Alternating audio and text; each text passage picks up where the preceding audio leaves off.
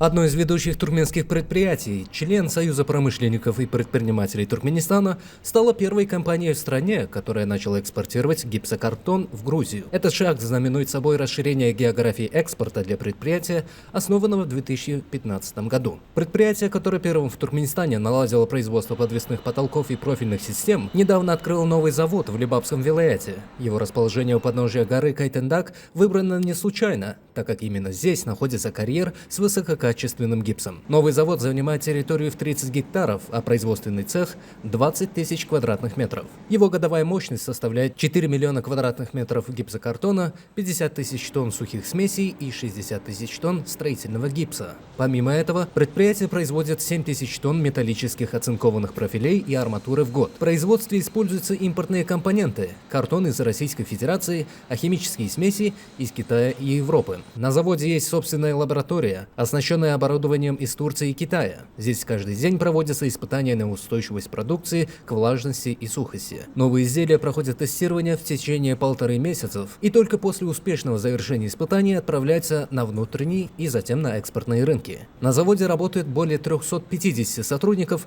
которые производят свыше 160 наименований продукции. В ассортимент входят гипсокартон, сухие строительные смеси, штукатурки, различные виды подвесных потолков, стеновые панели и профильные системы. На сегодняшний день предприятие значительно расширило географию своего экспорта. Теперь продукция компании, которая ранее поставлялась в Узбекистан, Азербайджан, Кыргызстан, Армению и Афганистан, начала поступать и на рынок Грузии.